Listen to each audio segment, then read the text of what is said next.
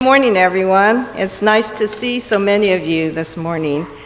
As Chairman Bobby Tanaka mentioned today, we are here to observe Ohigan. And like many of you, I used to ask, is this the service that's held twice a year? Yes, and today we are observing our fall Ohigan. So what is this service all about? And as most of you know, Ohigan literally means other shore.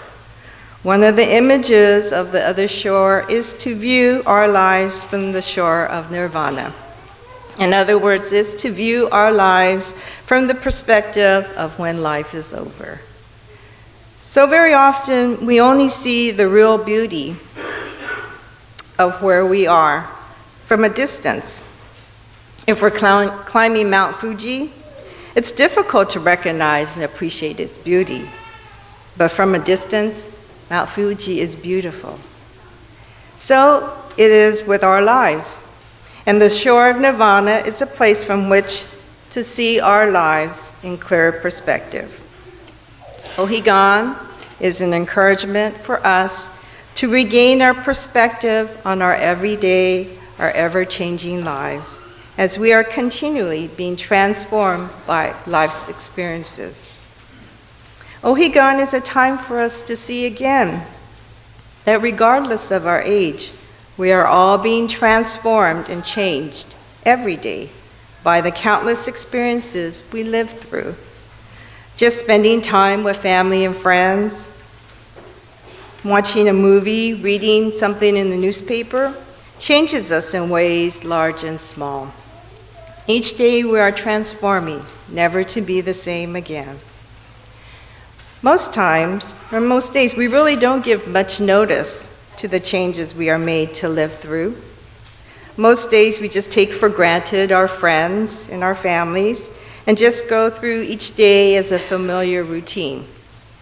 But during Ohigan, when we are reminded to view our lives with true perspective, we cannot help but reflect on our lives with deeper awareness of what is truly of value. It's hard to believe that next week, on September 23rd, will be the first day of fall. And I have to admit that the fall season is probably my favorite season of the year. Watching the autumn leaves fall from the trees and seeing the brilliant reds and the yellows of the leaves at times is breathtaking. As we often hear during Ohigan, the seasons are in transition. Spring Ohigan is a time when we are moving from the cold of winter to the warmth of spring. And during our autumn Ohigan, we are moving away from the heat of summer. Just last week, the weather was so hot. But as we near Ohigan, the weather becomes more comfortable. It's not too hot, it's not too cold. And the long summer days begin to shorten as we near the equinox, that time of the year when the days and the nights are of equal length. The world feels in balance, in comfortable harmony as the seasons change. The Japanese Buddhist tradition especially, this time of the year is thought to be perfect for the contemplation of the Dharma. For we need only open our eyes to see around us that in the undeniable truth of change is also the harmony and balance of nature. But equally important, we are encouraged to look within and see that there too is change. Each day we grow older and hopefully grow a little wiser. Most traditionally, Ohigan is thought to be a time when we should try to practice the paramitas. Paramita is the Sanskrit word which means perfection, and there are 6 paramitas. But today I'd like to talk about what is perfection. Webster's dictionary defines perfect as being absolutely without fault or defect, flawless, pure, total, lacking no essential detail, ideal, as if in the perfect game. So, how many of you play baseball? Yeah. Okay, what is a perfect game in baseball? Kyle, do you know?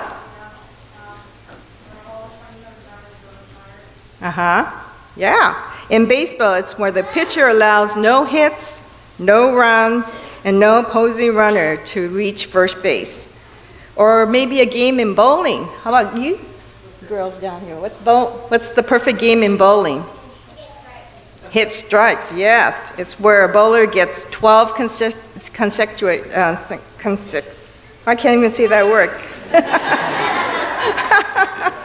12 strikes in a row, so it's Robster. Oh my goodness. Okay, so in golf, it would be like hitting a hole in one. In bowling, it would be bowling a 300 game. Often we hear ourselves or others say, oh, the weather is perfect today. But what is perfect? What if every time we bowled, we hit 300? Or with every swing of the golf club, we are hitting a hole in one. Very soon, these activities would have no meaning. And what is perfect weather? If every single day was mildly warm and sunny with a cool breeze, that would be perfect. Soon, that too would be not only boring, but we would in time find ourselves wishing for much needed rain. In the past, we've had drought years and had water rationing, but this is the driest we have been in the years that we have been here. And with the vegetation drying up, brush fires and forest fires are now abundant. Perfect weather needs both sunshine and rain.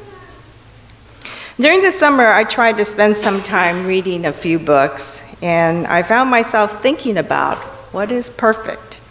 I was reminded of a story I read in Reverend Marvin Harada's book, Discovering Buddhism in Everyday Life. Reverend Harada is currently the executive assistant to the bishop, co-director of the Center for Buddhist Education, and also the resident minister at the Orange County Buddhist Church. In his book, he shared, while studying at Ryukoku University in Kyoto, Japan, he heard a touching personal story from his teacher, Professor Takamaro Shigaraki. And at the time, Shigaraki Sensei was not only a professor, but he was the president of Ryukoku University. And that's the university of which most Jodo Shinshu ministers attend and study. One day while he was riding in a taxi cab in Kyoto, Professor Shigaraki struck up a conversation with the taxi driver. The taxi driver seemed like a typical working class fellow, but to Sensei's amazement, he learned a wonderful Dharma lesson from this particular cab driver. They were talking about the recent wet weather and the rainy season they were experiencing. Professor Shigaraki was not complaining. Instead, he was just commenting on how the rain was good because it helps to clean the air of pollution and smog. And then he added that the days that follow a good rain feel so much nicer. The cab driver he was riding with agreed with him. But then he said something that Sensei found truly unforgettable. This cab driver said, "You know, we humans are the same way." "How is that?" Professor Shigaraki asked. The taxi driver went on to explain, "Unless we shed tears occasionally to cleanse our eyes, we cannot see life very clearly." Professor Shigaraki was struck on how true those words were by the taxi driver. The tears we shed in life from our joys and sorrows are like the cleansing rain, and the tears we cry enable us to embrace and accept our deepest feelings, and to see our lives with a perspective that is fresh and clear. It's easy to think of happy occasions in our lives that may bring tears of joy to our lives, perhaps when our first child is born, when our sons and daughters graduate from high school, when we marry and we celebrate the birth of our first grandchild. All all of these are events that will bring tears of joy. Of course, our tears of happiness flow easily, and they flow with gratitude. However, it is often, if not impossible, to accept that there is gratitude and even joy within our tears of sadness. When we lose someone we love, when we lose our husband or wife of so many years, when we lose a loving parent or a child who should have far outlived us, how uncontrollable our tears of sadness flow. For I think for a parent to lose a child is the most unacceptable loss of all. There has been times in my life when my feelings of loss were so overwhelming and the sadness was so deep, I often wonder if I would ever stop crying. Now I wonder whether I would ever be all right again. As the taxi driver said, unless we shed tears occasionally to cleanse our eyes, we cannot see life very clearly. And by this, he did not mean only tears of happiness, but our tears of sadness and loss too. Our former BCA bishop, Socho Koshin Ogui, once talked about how he waited at the airport with a family whose child was coming home from serving in the military abroad. His mother was wondering out loud, what should she do first for her son? Will he be tired? Should I let him rest?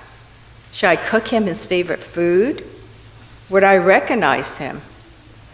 But when this mother saw her son, there were no words, no questions, just joy, just tears of joy and love as she ran to him and held him in her arms.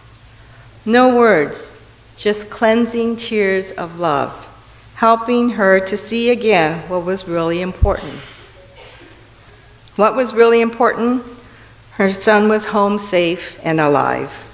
No words could begin to express what she truly felt and how deep she felt in her heart. Only her cleansing tears could capture what was in her heart. This is true when we have to know our deepest losses.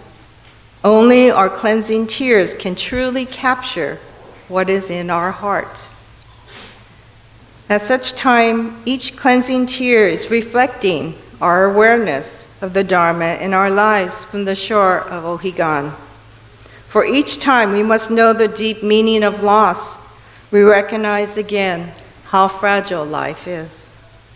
And with our Dharma eyes cleansed by tears of love and sadness, we begin to try to live appreciating everything and everyone around us.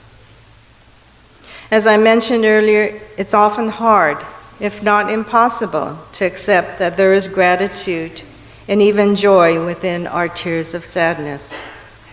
But I feel that each cleansing tear that comes from our heart is an expression of onembutsu gratitude. A dear friend of ours helped Bob and I through a very difficult loss with these words. She said, "How fortunate we are to have parents who have earned our tears of love. How fortunate we have had parents who we miss so much and love so much that we never wanted to say goodbye. How fortunate we are to have parents who have earned our tears of love and gratitude." She was so very right. And each cleansing tear was a reflection of our Nembutsu appreciation, feelings of gratitude so deep that the words thank you would never be enough. As we observe our fall Ohigan today, let us remember again that Ohigan is an encouragement for us to regain our perspective on our everyday, ever-changing lives. Let us see again that we are continually being transformed by life's experiences. Each time we come to our temple and listen to the Dharma, we look into the mirror of the Dharma and see again that regardless of our age, we are all being transformed and changed each day by countless experiences we live through. Each day we are transforming, never to be the same again. Most days we really don't give much notice to the changes we are made to live through. Most days we just take for granted our families and our friends and just go through each day as a familiar routine. But especially during Ohigan, we are reminded to view our lives with true perspective. And when it next rains, let us also be reminded of the value of our cleansing Nembutsu tears of love, both happy and sad. And with our Dharma eyes open and seeing clearly, we cannot help but reflect on our lives with the ever-deepening gratitude of O-Nembutsu. Thank you for joining us here this morning. In closing, will you please join me in Gassho? Especially during Ohigan, let us try to view our lives with true perspective. And when next it rains, let us also be reminded of the value of our cleansing Nembutsu tears of love, both happy and sad. And with our Dharma eyes open and seeing clearly, we cannot help but reflect upon each day we live with the ever-deepening gratitude of O-Nembutsu. Namo Amida Butsu. Namo Amida Butsu. Namo Amida Butsu.